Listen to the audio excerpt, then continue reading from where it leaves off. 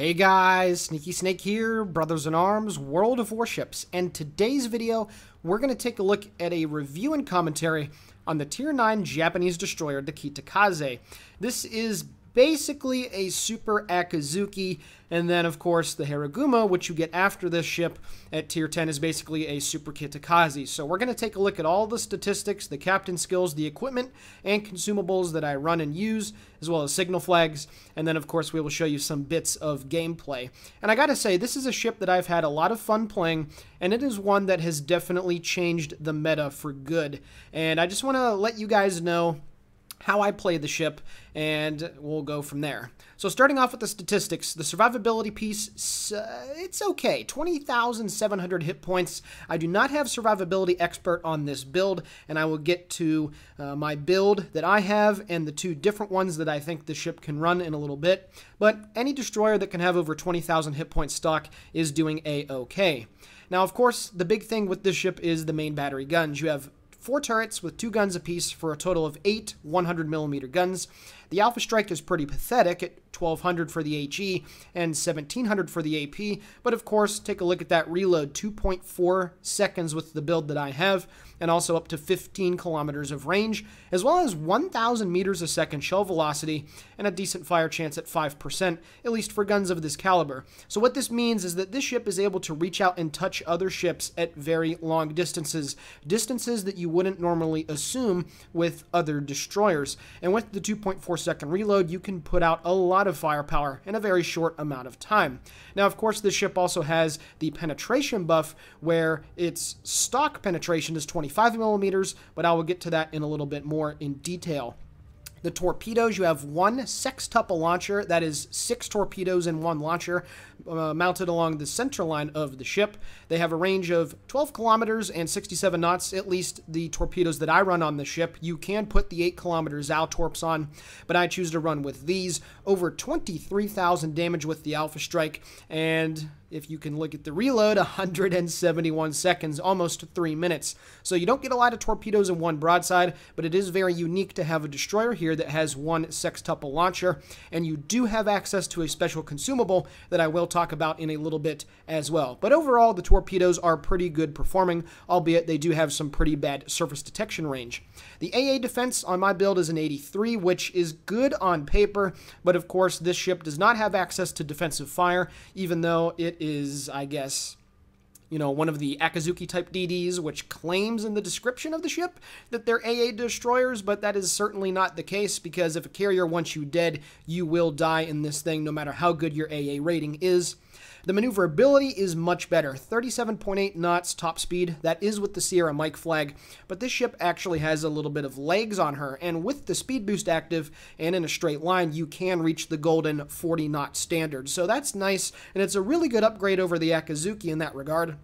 However, your turning circle is only 730 meters, which is a bit sluggish, and it does get a lot worse with the Harugumo afterwards. The concealment, 6.6 kilometers. Once again, I have a very different build from what I would imagine most folks would consider a proper build. It's still okay, but it's not very good at cap contesting. And once we get here into my captain skills and whatnot, all of this will make sense with the much faster reload than normal and the worse concealment and whatnot. So first of all, here we're going to look at the consumables. It has a standard Japanese smokescreen, which lasts for 93 seconds, which is very typical, and you do get 4 of these if you do run Superintendent. You also have a very standard engine boost, which does give you that 8% speed boost when you activate it. However, the first thing that's nice about the ship is the torpedo reload booster. Now, of course, the Akazuki has one, and it has 4 fish, so you can get a total of 8 every 6, or not every, but if you use the consumable, you can launch 8 torpedoes. With this thing, you can launch 12 of them, so you can set up some pretty darn nice torpedo broadsides.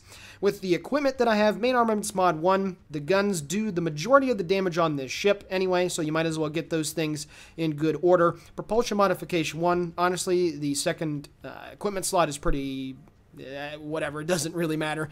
For the third one, I do have AA Guns mod 2 on right now.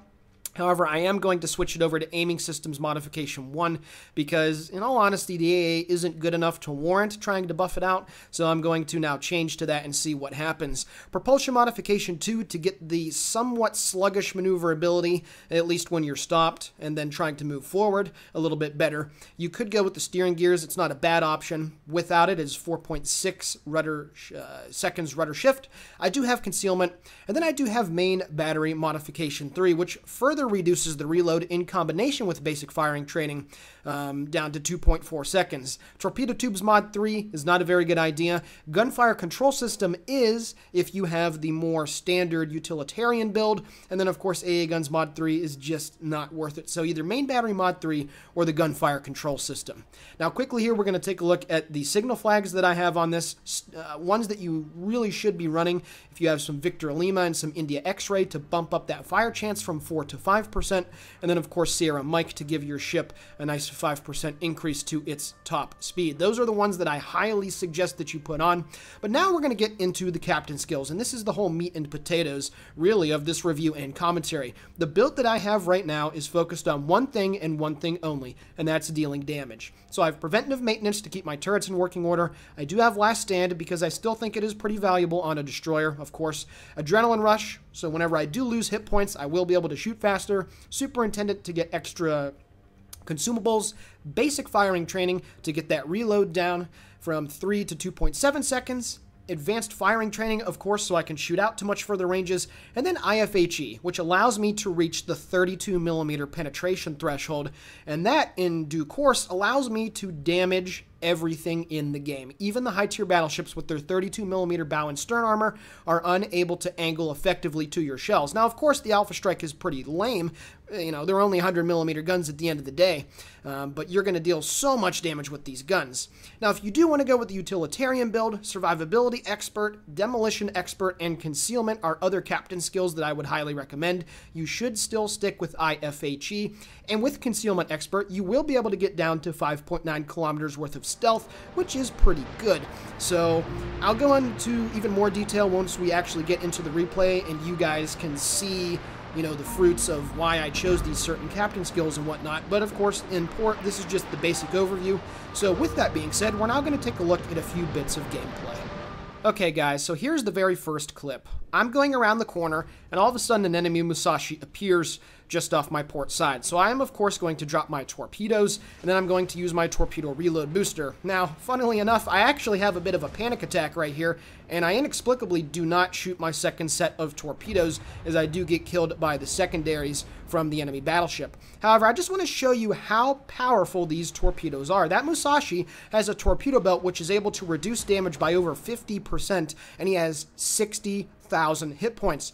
But because I have so many torpedoes going down range, it's going to have one in the stern, and then in due course, the rest are going to hit right on the left side of the ship, and I do manage to get the kill. That was a 60k Alpha Strike on a very good torpedo belt with these very good torpedoes. Now, taking a look here at the next clip, this is the kind of potential damage that you're able to deal with this ship when you have your smoke, your torpedoes, your torpedo reload booster ready to go, and of course you're in a nice position. So I'm situated just to the northeast of the B cap here on the newly renovated map north. Now you saw that I dropped my torpedoes downrange at the enemy Alsace, and now I'm going to use my TRB and launch my second set of torpedoes. Now with this gun focus build, again, 2.4 second reload. This is the kind of ridiculous DPM that this ship is able to actually somewhat come close to. Most destroyers in the game are never even able to sniff their potential damage per minute because, of course, there's plenty of deck armor and, you know, bow armor and stern armor that is able to break the shells and deal 0 Alpha Strike. But with the Kitakaze, with the Akizuki before it, with the Haragumo after it, you are able to deal raw damage. You can see how many penetrations that I've had on the Alsace, and now one of my torpedoes does slam home right onto the nose of his ship, and then he's going to eat another torpedo from my TRB because he overturned. And the entire time, I'm moved out of range of radar. I'm now well to the northeast of the B-cap, but that's A-okay, and I'm going to continue to shoot rounds downrange at this battleship. And even though the fire chance is very low, you can see just how many shells are going downrange, how I am peppering his superstructure, how I'm peppering the front of his ship, and I should be able to get some more solid damage. And again, look at the shell counter on the right. So many raw penetrations with these guns, and that is what the bread and butter of the ship is. With the gun focus build, if you're able to get into a nice position relatively close to the enemy ships without putting yourself too much in danger due to maybe enemy radar or hydroacoustic search, you can utilize your torpedoes with the TRB and then use your guns, and it's just so much firepower crammed into one little boat that allows you to just, I mean, you saw that Alsace. He went from full health to about 5k right there in a period of time of about a minute and a half. Alrighty guys, now we're going to get into the main course, the entree of this review and commentary.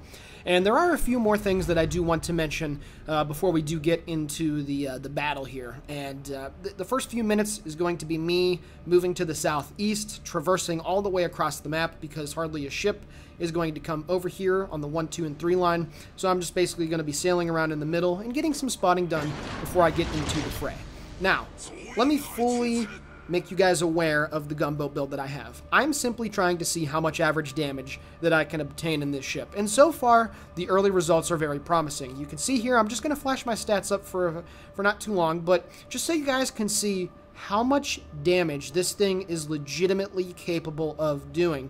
If you give this ship to the top 5% of players, 130k plus, even 140k plus is within the realm of possibility. And I just don't see why a destroyer should have this much ability to deal damage with its guns.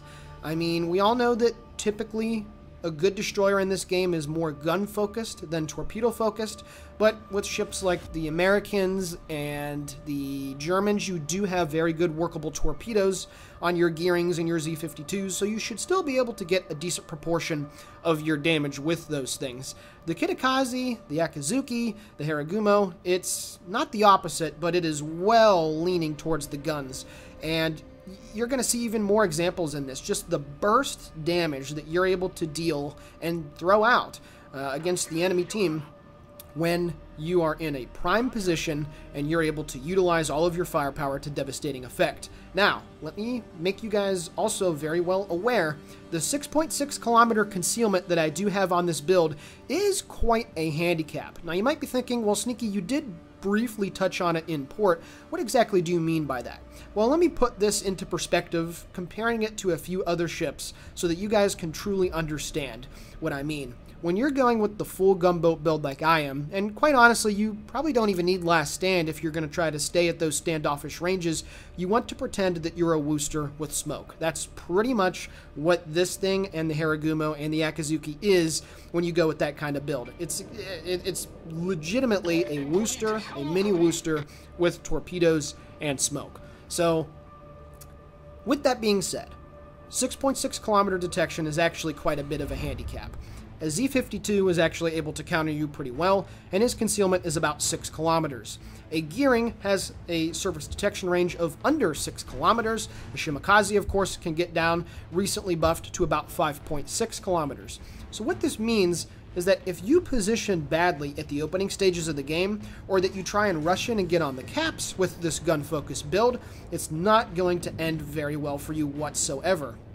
Because other enemy destroyers and potentially other Kitakazes and Haragumos that do have a concealment focus build, with the Kitakaze 5.9, with the Haragumo I think 6.1, they're going to be able to spot you significantly far enough in time that it's going to make that engagement very difficult for you. So I want to make sure you guys are well aware that this is not a frontline destroyer when you are running this gun-focused build. A very good thing to do is to div up with a friend in another more traditional playstyle destroyer, one that does have very competitive stealth for its gear, and kind of be like a close support second line D, kind of like a Cabarrasa, but you are able to get a little bit closer to the enemy team or enemy destroyers before your concealment, kind of doesn't bail you out. And a Z-52 with a hydroacoustic is a very dangerous opponent for this ship. It's the same for the Haragumo.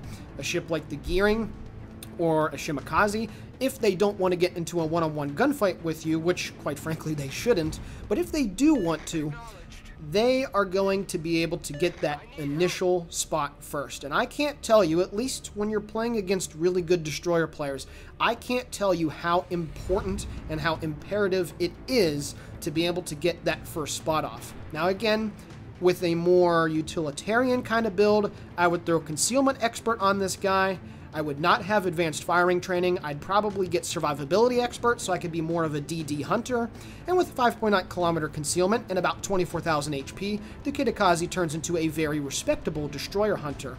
And that's a build that would quite frankly benefit your team more. Again, I am doing this to see how much average damage that I can pump out of this little mini Wooster, if you will. And it's not the most ideal build for the ship, at least not in my opinion, but it is a build that you can profit quite a bit from. So I just wanted to get those points out here before we do get into the meat and potatoes of the gameplay, because it's very imperative for you guys to know that if you have the required skill sets to use relatively mediocre concealment on a destroyer, well then by all means go with the gun focus build. But if you don't feel comfortable being kind of visible in a destroyer, then by all means do not go with that gun build. It is not worth the time, and it is not worth your effort to try and make it work unless you feel very comfortable, maneuvering around with relatively bad stealth, unless you feel comfortable engaging other enemy destroyers, unless you feel comfortable in getting into gunfights where you are not going to get the initial spot. So, all that mouthful is out of the way. You can see that I dropped my torpedoes, and it's something that I do like to do. Launch all 12 at the same, or relatively at the same time. And the reason being is because the torpedoes, without any modifications, have a reload of 171 seconds. Your TRB has a reload of 152.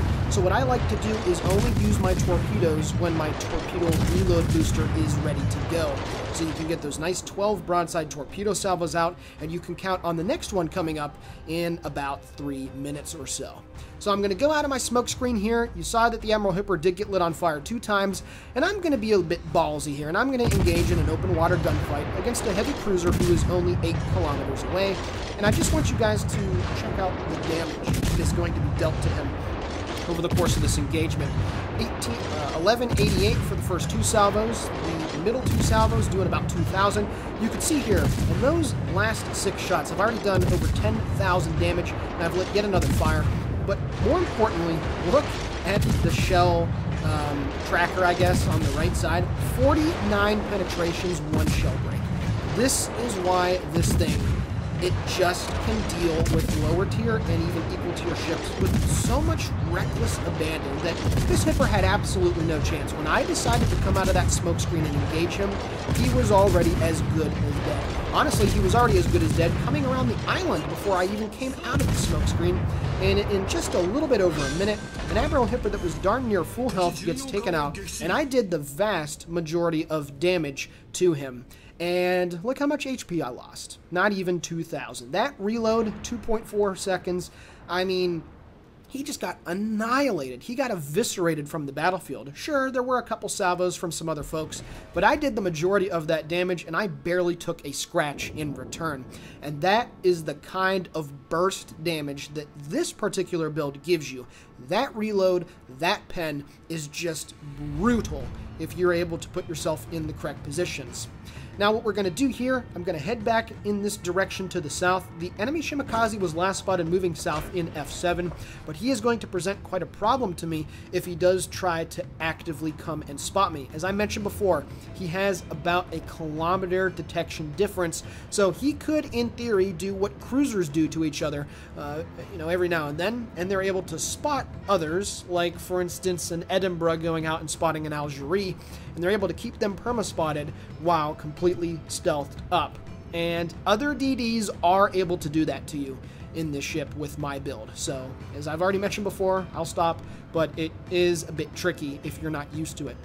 Now you can see in the waning amount of time that has gone past, my smoke is back up, my torpedo reload booster is back up, my torpedoes are actually ready to go as well, so I'm going to move into a position to try and nuke this enemy Musashi. So once again, I'm going to hit the T key and the Y key to get my TRB and my smoke going, and now I am going to unload And now we have example number 2 of how this Kitakaze is absolutely brutal if nobody is able to deal with it in the opening stages of the game. I'm now smoked up. I got armor piercing at 10 kilometers because these AP shells, while they do become a bit floaty at range, you're going to see some pretty nice AP strikes right into the upper belt. You see exactly where I'm shooting. The shells are landing just above the belt armor, some of them into the superstructure, and I'm able to get right there almost 2,000 damage at 10 kilometers. When the range does decrease, these shells are able to deal upwards of 3, even 4,000 damage on an AP broadside. And then, of course, as soon as he angles away just a little bit, I'm going to switch back to the HE, and it doesn't matter because he can't angle, and even though the alpha strike is very, very low, the amount of death by pencil pricks, I guess, that's what this thing is capable of doing. Same with the Akazuki, same with the Haragumo, and you can see here, this poor guy is trying to run away. He's still at 10 kilometers, but I have 15 kilometers worth of range on the gun, so if I wanted to continue to engage this guy, it is going to take him a very long time to be able to get out of range, whereas at about 11.5 kilometers, there's a few DDs in the game that if you do not spec the appropriate equipment or captain skills, you won't even be able to shoot that far, let alone what the Kitakaze is able to do. However, I did take a look at the minimap, and the Fujikigrosa appeared over there, and I got some AP going into his broadside, some going right into the superstructure as well. He's going to angle up a decent bit, so I've already switched back to the high explosive shells, and I'm going to continue to rain in on his superstructure. Now, one thing that I did forget to mention in port, well, hold on here, let me just show you the pretty decent torpedo dodge right there, but something that I did forget to mention in port is that if you have a Yamamoto captain, abso-freaking-lutely put that guy on this. Because, of course, if you get the Kraken, you get the HP, you get the insane reload that will take it below 2 seconds. Yes, you heard me right, below 2 seconds. And I can't remember what the first blood does for Yamamoto. I'll be honest, I haven't played my Yamamoto captain in a while. I don't remember what the bonus is, but I'm sure it would make the Kitakaze even more potent. Based off of whatever the buff is. I'm sorry, this is embarrassing, but anyway, if you lost track of the damage counter, I was at about 61k damage when I engaged the Hipper, or when I killed the Hipper, and now I'm up to 127,000. The Musashi was completely zoned away from the battlefield. The Fujikigrosa was hit very hard, and now it is a bit free using my smoke. Torpedoes are ready to go. My TRB is ready to go. Now I'm eyeballing some torpedoes there on the enemy Lion that is maybe not coming around the corner, but he is moving to the southeast. So I'm going to switch back to the high explosive on the Musashi, and once again, the guy immediately has to turn away unless he wants to incur the wrath of this Japanese gunboat. I shoot my first set of torpedoes, use the TRB, and then launch the next set at the Lion, so hopefully I'll be able to get some torpedo hits on that guy and showcase the power that these torpedoes have. And then, of course, I'm going to switch right on back to the Musashi, and this endless cycle of smoke up, use the torps, use the TRB, and then daka, daka, daka, daka, daka. It might be a bit boring to some of you guys out there, but this is what you need to do to be able to get, you know, very, very good results in the Kitakaze and all the other Japanese gunboat DDs. The first torpedo that hit the Lion did about 18,000 points of damage, and then the second one that impacts him does about 16,000. So I was able to do well over 30k damage to him with just 2 torpedoes. The Lion, of course, does not have a very competitive torpedo belt relative to the battleship class. And now I'm going to move out of my smoke screen, and I'm going to be a little bit more aggressive than I already have been. I still have a lot of HP to work with, and I know that if I take some damage, it's not going to be the end of the world. So I'm going to open water shoot here at the enemy Musashi. And this is a fantastic rainbow of doom. I light more fires on the Musashi, granted. It was only fire number 11 of the game. However, as I also pick up the high caliber too, this rain of high explosive is just, I mean, it's beautiful to listen to. I'm not worried about the Musashi anymore. Somebody else is going to kill him. I just want to get the damage from him going right here. Guys, as I've already mentioned a few times, actually, I do decide to switch back to him for a few salvos, hopefully to get a cheeky fire on that guy, but then I am going to switch back to the crew first here in any second now, but because this thing has a fast reload, I might get another 5, 6, 7 salvos out before I decide to do that. And here we go. Her first is pushing in at about 11 kilometers, and I switch right on back to him. I don't care that there's 3 battleships right there. I legitimately do not care. I'm just going to start working this poor guy over. I'm up to 188,000 points of damage, so 200k should be in the wings here, unless I were to incur some ridiculous dev strike on me, but that's not going to happen. Shooting right into the superstructure of the Kurfürst, just like any other destroyer, just like any other ship in the game. If you can't get the waterline shots on those German battleships, just go right for the superstructure, and you will be able to get some very juicy damage on those guys. He's down to about 7,000 hit points. He angles in, but I switch right on back to the high explosive, and just take a look at that. Still getting pens, still getting some very good shots into him.